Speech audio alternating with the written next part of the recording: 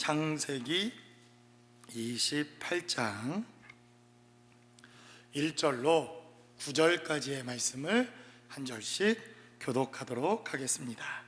다 찾으셨으면 제가 먼저 1절부터 교독합니다. 이삭이 야곱을 불러 그에게 축복하고 또 당부하여 이르되 너는 가나안 사람의 딸들 중에서 아내를 맞이하지 말고 일어나 닷단 아람으로 가서 내 외조부 부두엘의 집에 이르러 거기서 내 외삼촌 라반의 딸 중에서 아내를 맞이하라. 전능하신 하나님이 내게 복을 주시어 내가 생육하고 번성하게 하여 내가 여러 족속을 이루게 하시고 아브라함에게 허락하신 복을 내게 주시되 너와 함께 내 자손에게도 주사 하나님이 아브라함에게 주신 땅 곧 내가 거류하는 땅을 내가 차지하게 하시기를 원하노라. 이에 이삭이 야곱을 보내매 그가 밧단 아람으로 가서 라반에게 이르렀으니 라반은 아람 사람 부델의 아들이요 야곱과 에서의 어머니 리브가의 오라비더라. 에서가 본즉 이삭이 야곱에게 축복하고 그를 밧단 아람으로 보내어 거기서 아내를 맞이하게 하였고 또 그에게 축복하고 명하기를 너는 가나안 사람의 딸들 중에서 아내를 맞이하지 말라 하였고 또 야곱이 부모의 명을 따라 밧단 아람으로 갔으며 에서가 또 본즉 가나안 사람의 딸들이 그의 아버지 이삭을 기쁘게 하지 못하는지라. 9절 같이 합독합니다. 이에 에서가 이스마엘에게 가서 그 본처들 외에 아브라함의 아들 이스마엘의 딸이요 느바뇨스의 누이인 마할랏을 아내로 맞이하였더라. 아멘. 일부 예배가 끝나고 많은 분들이 득달같이 찾아왔습니다. 일부 예배 도대체 뭔 소리인지 모르겠다고 하는 분들이 몇 분 계셨습니다. 저는 그렇게 어려운 메시지가 아니라고 생각을 했는데 일부 예배 때 메시지가 어려웠다 이런 분들이 몇 분 계셨습니다. 제가 비교를 하는 건 아니지만 1부에 참석하시는 분들이 더 똑똑한지 2부에 참석하시는 분들이 더 똑똑한지 분명히 드러나겠죠. 할렐루야. 저는 여기 계신 분들이 훨씬 더 이렇게 얘기해버리면 또 1부 때 상처를 받으니까. 창세기 28장에 기록되어져 있는 메시지는 대단히 중요한 메시지입니다. 제가 1부의 메시지를 전해보니까 진짜 중요한 메시지라고 하는 것을 깨닫게 됩니다. 왜냐하면 창세기 28장에 기록된 메시지는 1절부터 9절까지는 거의 설교하지 않습니다. 대부분 우리가 잘 아는 것처럼 야곱이 베델에서 하나님을 만난 사건, 야곱이 베델에서 하나님을 체험하고 경험한 사건들이 대부분 설교되어지는 장이 창세기 28장에 기록되어져 있는 메시지입니다.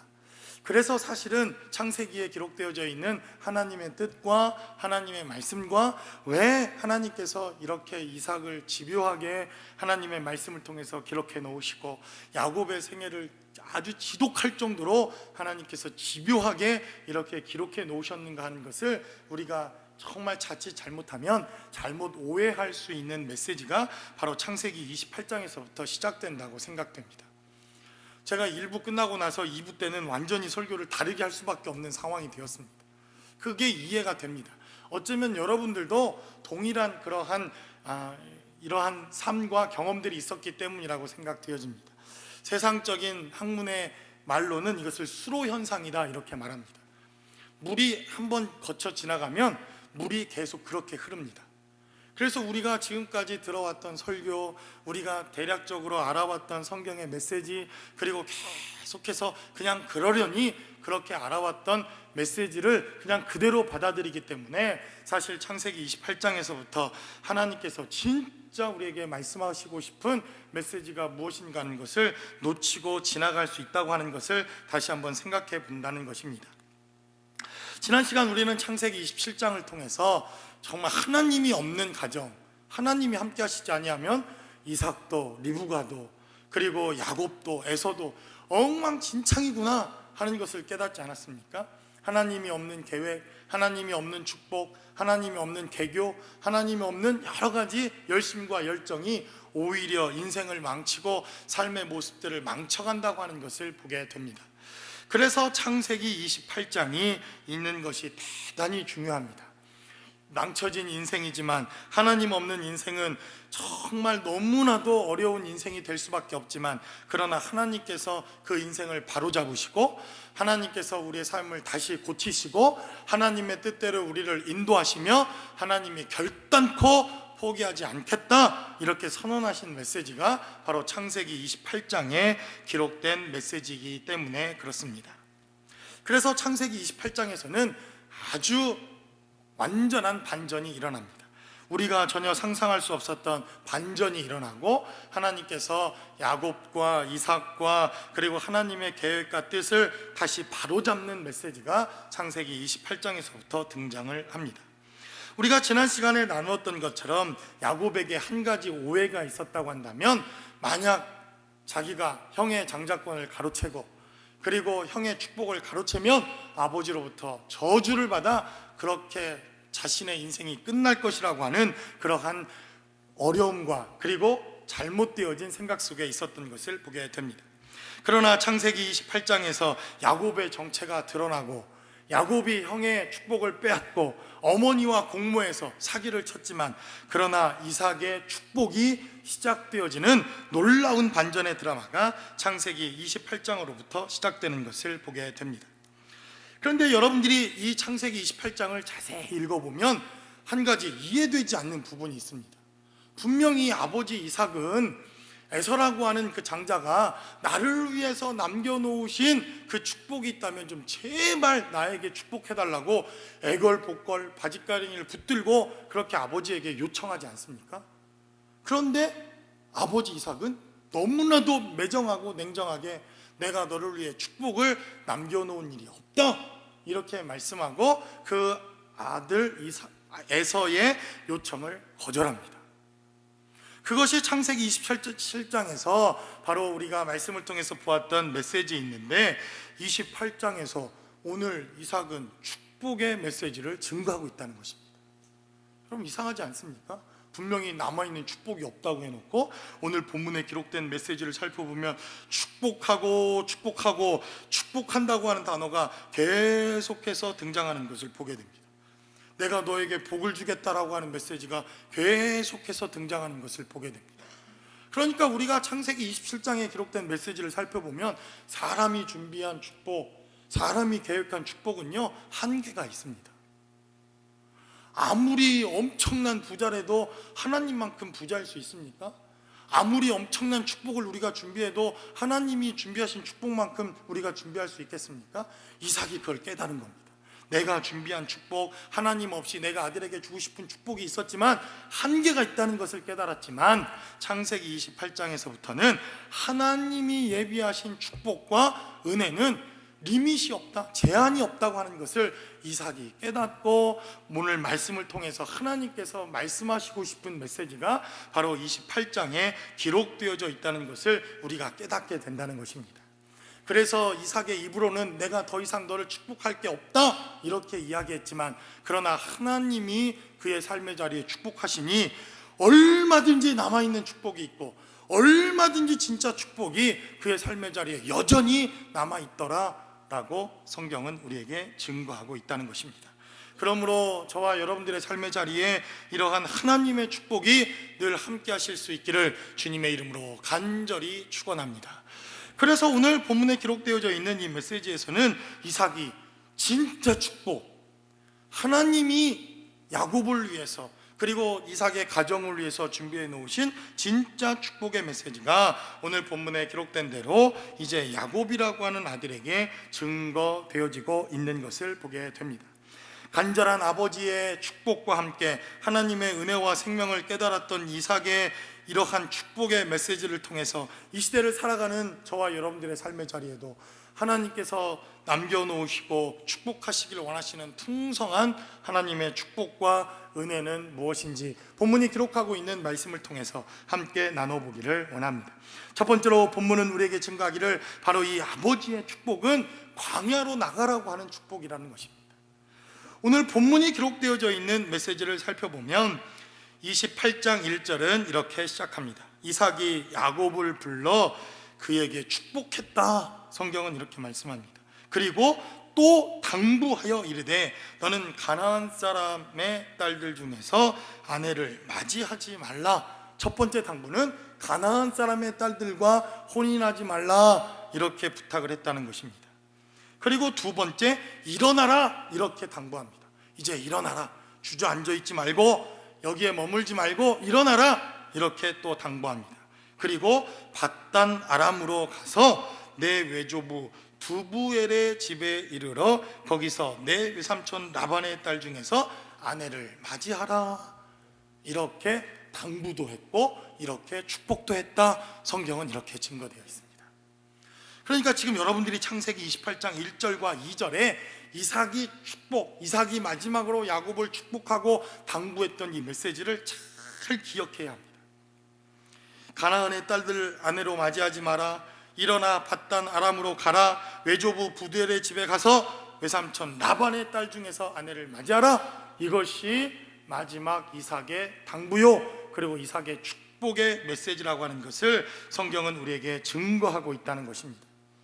그 첫 번째 증거가 무엇이었습니까? 일어나서 밧단 아람이라고 하는 곳으로 가라 말합니다. 밧단 아람, 이것은 광야, 아람의 광야다라고 하는 뜻입니다. 그러니까 지금 이삭은 야곱에게 축복하면서 광야로 나가라, 이렇게 증거합니다.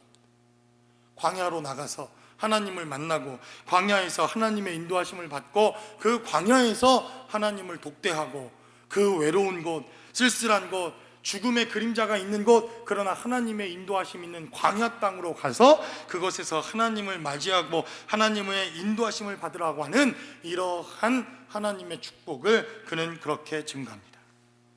그런데 오늘 창세기 28장 10절에 기록된 말씀을 한번 살펴보도록 하겠습니다. 창세기 28장 10절은 이렇게 증거합니다. 야곱이 부엘세바에서 떠나, 여러분 목적지를 어디로 향했습니까? 하란으로 향하여 가더니라고 성경은 말합니다. 하란, 여러분 어디서 많이 들어보셨죠? 하나님은 분명히 광야로 나가라, 광야 땅으로 가라, 사막으로 가라, 하나님을 독대하는 곳, 하나님을 만나는 장소, 하나님이 인도하실 장소, 하나님만 붙들지 아니하면 살아갈 수 없는 광야로 나가서 그곳에서 하나님의 인도하심을 받고 하나님의 뜻을 기다리라, 이렇게 말했는데 야곱은 부엘세바를 떠나 하란으로 향했다라고 성경은 말합니다. 여러분, 하란은 어떤 곳입니까? 도시입니다. 부유함이 넘치는 곳이요, 사람이 북적북적한 곳이요, 큰 기업도 있는 곳이요, 돈도 많이 벌 수 있는 곳이요, 내가 유명해지려고 하면 그 많은 사람들 앞에 가야 하는 곳, 내가 정말 잘 살고 잘 먹고 그리고 으뜸이 되고자 하면 가야 하는 곳이 하란이라고 하는 땅입니다.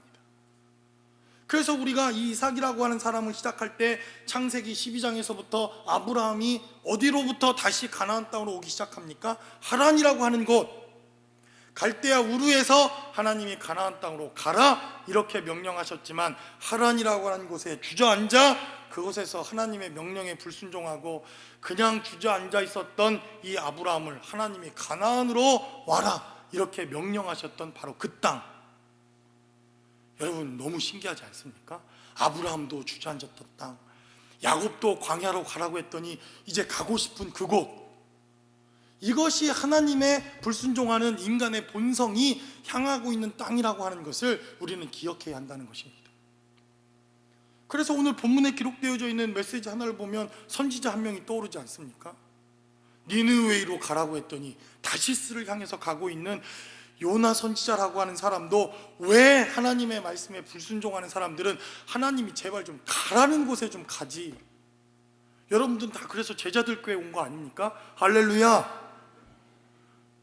아멘 안 하시는 분은 뭐예요? 뭐 한번 싸우자는 겁니까? 뭡니까?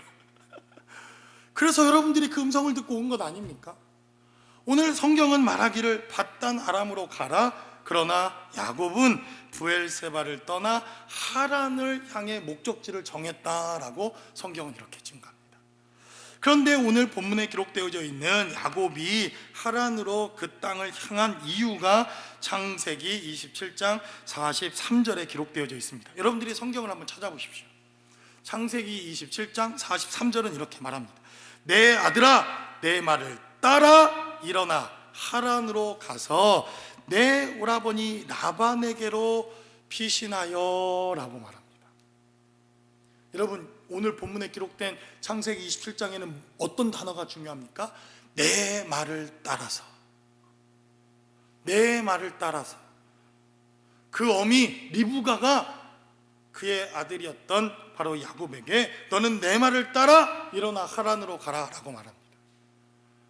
그리고 분명히 이삭은 외조부 부두엘의 집으로 가라 이렇게 말하는데, 그는 라반으로 가서 내 오라버니 라반의 집으로, 하란으로 가서 내 오라버니 라반의 집으로 가라 이렇게 말합니다. 그러니까 지금 우리가 잘 아는 것처럼 이 야곱은 마마보이. 그래서 엄마들이 아들을 마마보이로 키우면 절대 안 됩니다. 그건 아들 망하는 길입니다. 망하는 길.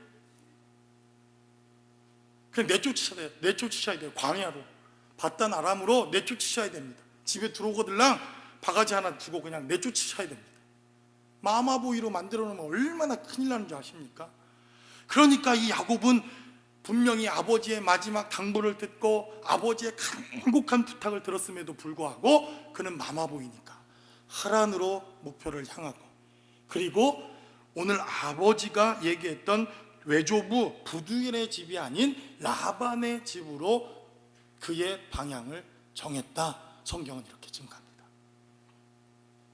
이것이 바로 오늘 창세기 28장에서 이야기하고 싶은 대단히 중요한 메시지입니다. 이삭을 통해서 하나님의 음성이 들려졌음에도 불구하고, 이삭을 통해서 하나님께서 마지막 당부를 했음에도 불구하고 여전히 우리에게 듣고 싶은 이야기, 여전히 우리에게 들려져 왔던 메시지, 아니 내가 더 선호하고 내게 더 친근한 메시지에 우리의 삶의 자리를 내어드릴 수밖에 없는 인생들이 바로 성경에 등장하는 야곱과 같은 인생이라는 것입니다. 여러분, 이렇게 성경이 1장부터 9절까지 기록된 메시지를 보니까 이 10절에 해당되어지는 메시지가 대단히 잘못 뭔가 방향을 설정했구나라는 것이 깨달아지지 않습니까? 그래서 야곱은 20년 동안 뺑뺑이를 도는 겁니다. 그가 처음부터 라반의 집이 아닌 부두엘의 집으로 갔다고 한다면, 그가 처음부터 하나님께서 말씀하신 광야 땅으로 나갈 수만 있었다고 한다면 야곱의 인생은 달라졌을지도 모릅니다.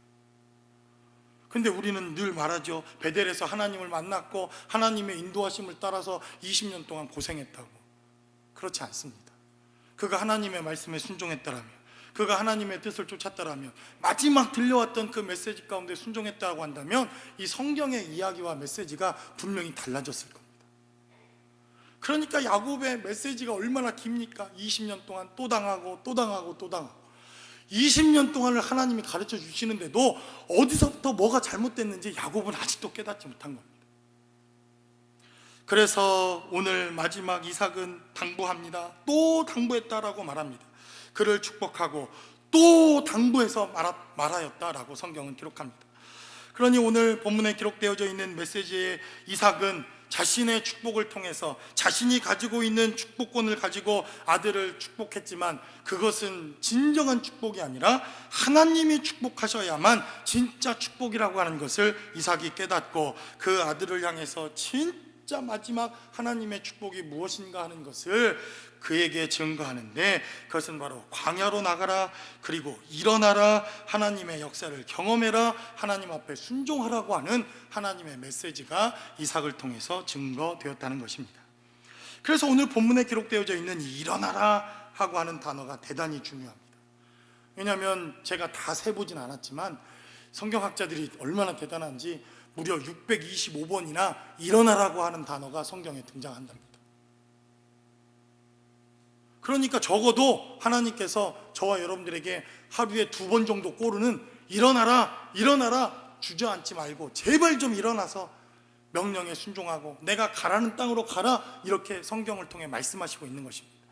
특별히 야곱이라고 하는 사람을 여러분들이 앞으로 성경을 쭉 읽어볼 때 이 단어가 대단히 중요합니다.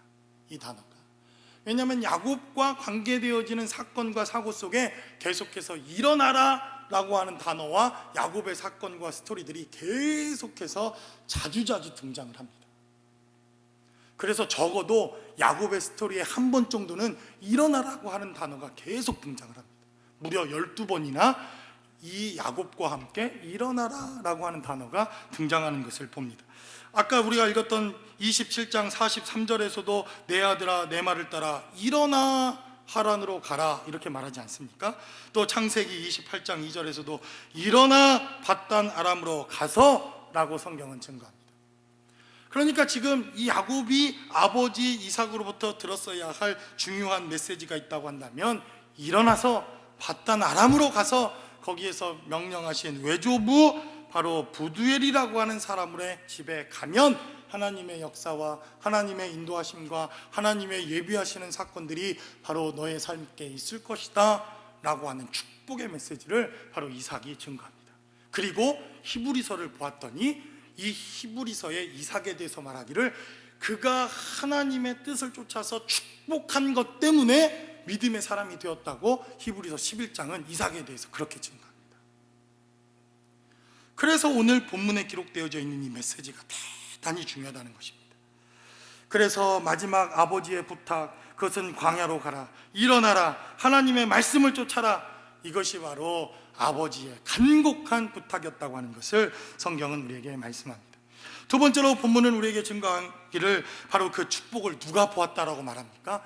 에서가 그 축복을 보았다라고 성경은 말합니다.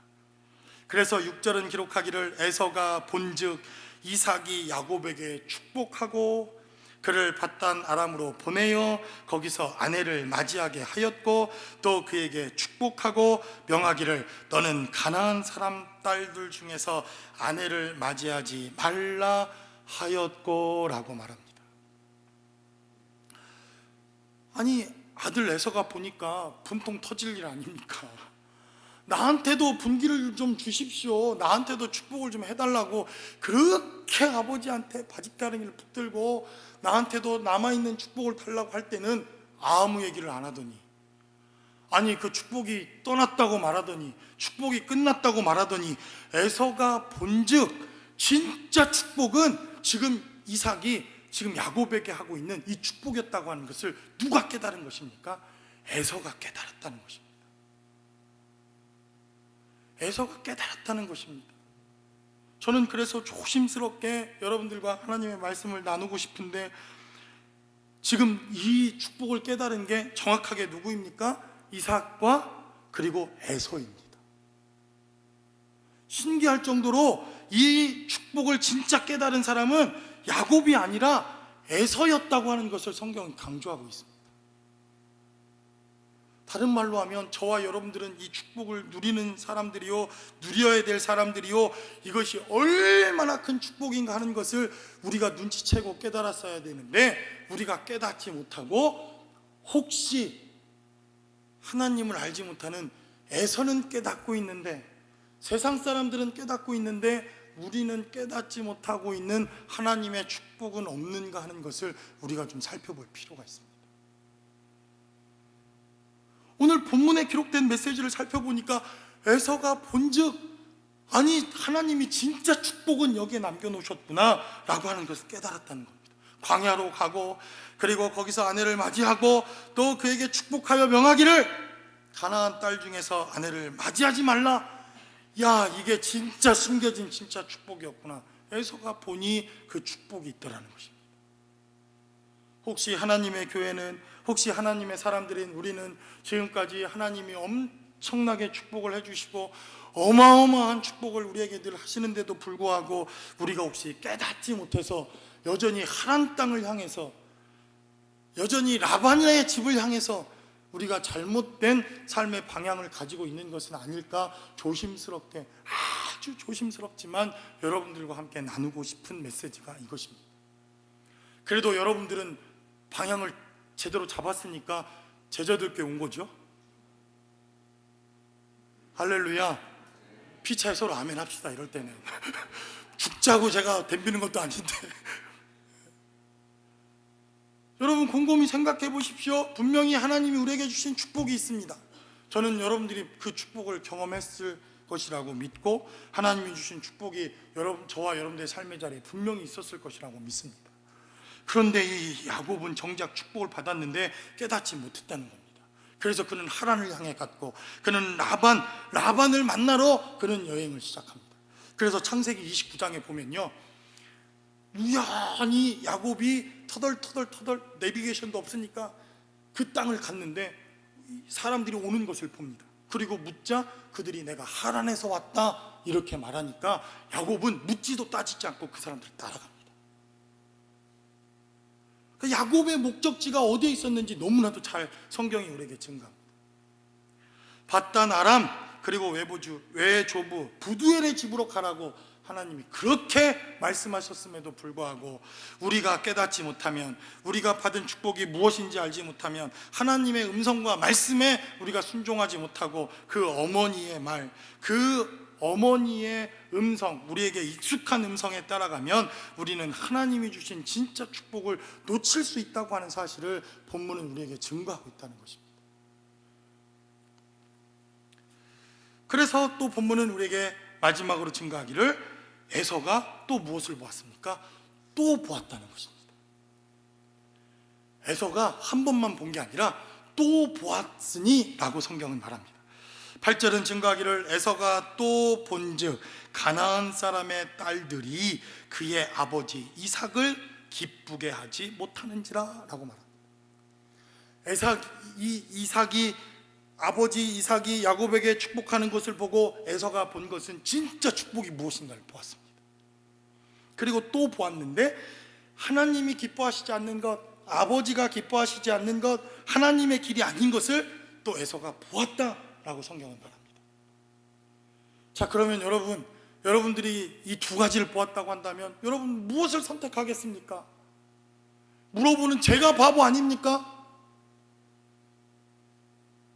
여러분이 축복을 보았고 하나님이 축복하시지 않는 길을 보았다고 한다면 여러분 무엇을 선택하시겠습니까? 당연히 하나님이 축복하시고 당연히 하나님이 은혜 주시는 것을 선택할 것이라고 우리는 다 그렇게 고백하죠. 그러나 오늘 본문이 기록한 메시지를 살펴보면 이에 에서가 누구에게로 갑니까? 이스마엘에게로 갑니다. 이스마엘에게 가서 그 본처들 외에 아브람의 아들 이스마엘의 딸이요 느바요의 누이인 마할랏을 아내로 맞이하였더라 라고 성경은 말합니다. 여러분 비슷하죠? 그렇죠? 아버지 이삭이 축복한 축복의 내용과 딱 들어맞지는 않지만 대단히 비슷합니다. 이스마엘을 만나기 위해서 광야로 나갑니다. 여러분 이스마엘의 사건을 기억합니까? 그 어미와 함께 광야 땅으로 내쳐졌다가 하나님께서 그를 축복하셔서 그는 민족을 이미 이루었습니다. 그러니까 이스마엘을 만나기 위해서는 에서도 광야로 나가야 합니다. 밧단 아람 광야로 나가라 이렇게 명령하셨던 아버지 이삭의 명령과 대단히 흡사하지만 나가야 할 광야 그 땅, 정말 나가야 할 그 땅이 아니라 잘못된 광야 땅으로 이 에서도 비슷하지만 그 땅으로 나아갑니다. 그리고 또 본문은 기록하기를 본처들을 놔두고 누구와 혼인합니까? 이스마엘의 딸이요 느바요의 누이인 마할랏을 아내로 맞이했다 성경은 말합니다.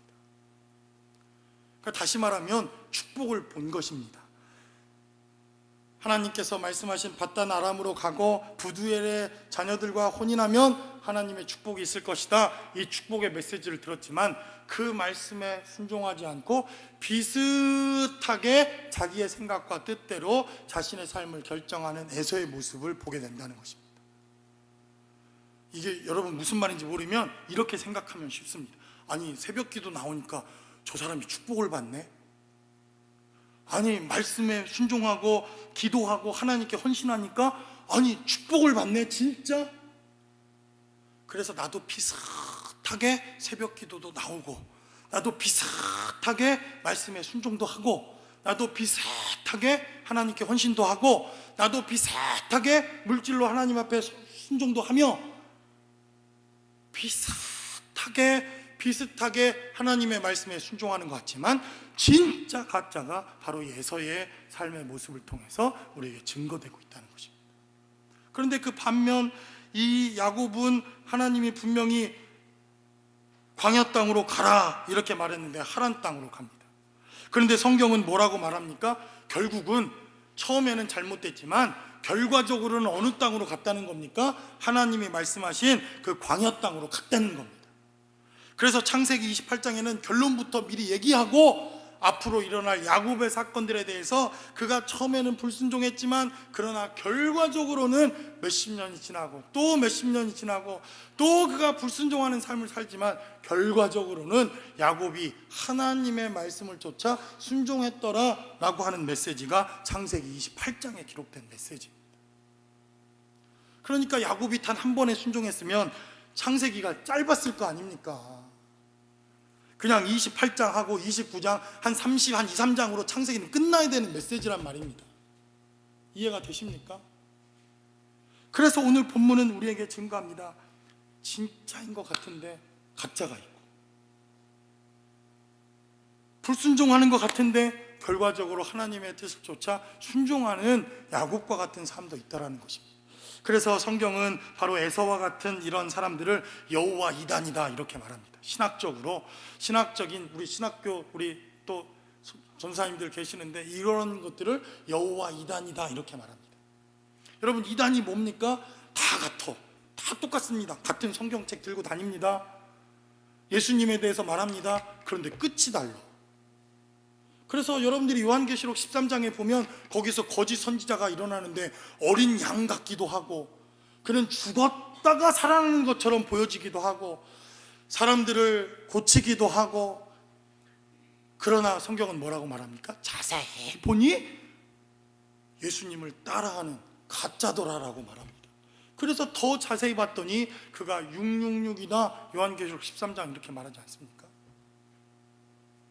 그 오늘 본문에 기록되어져 있는 에서도 자세히 살펴보면 그도 기도하는 사람입니다. 말씀에 순종하는 것처럼 살아가는 사람입니다. 광야로 나갔습니다. 그리고 가나안 땅의 여인들을 아내로 맞이하지 말라고 하니까 이스마엘의 딸을 데리고 와서 혼인을 합니다. 여러분, 얼마나 대단히 비슷하고 얼마나 순종하는 것처럼 보여집니까? 그런데 진짜 가짜라는 것입니다. 혹시 우리들의 삶의 자리에서도 하나님께서 나가라고 말씀하신 광야 땅, 그리고 가라고 말씀하시는 그 부두엘의 집에 이르지 못하고 혹시 진짜 가짜 노릇을 하고 있는 우리의 삶의 자리는 없는지.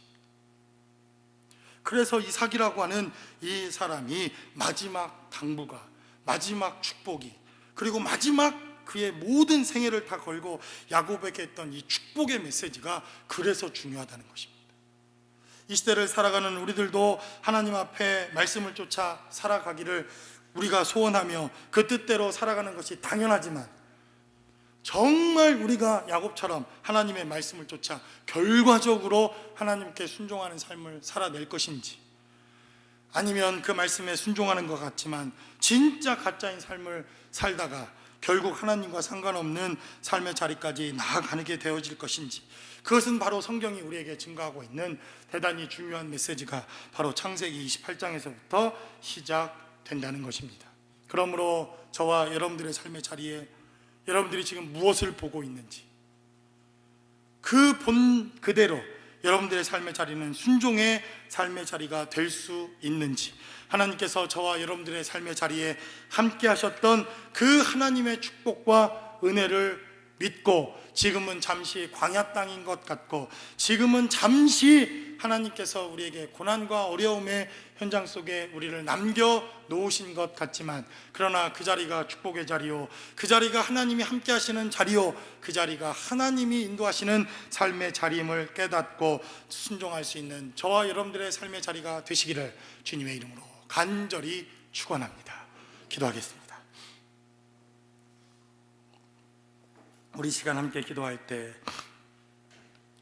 하나님께서 우리를 인도하셨던 삶의 자리, 정말 한 번도 실수하신 적 없고 한 번도 실패하신 적이 없고 한 번도 실망시킨 적이 없던 바로 우리의 삶의 자리, 지나왔던 우리의 모든 세월들을 우리가 돌아보아도 그 자리가 은혜의 자리요, 그 자리가 주님의 손길이 머무는 자리요, 그 자리가 하나님이 함께 하시는 자리임을 우리가 기억하며, 하나님, 우리의 삶의 자리에 우리가 주님 앞에 순종하며 하나님 앞에 나아갈 수 있는 우리의 삶이 될 수 있게 해달라고 우리 시간 다 함께 한 목소리로 기도하겠습니다.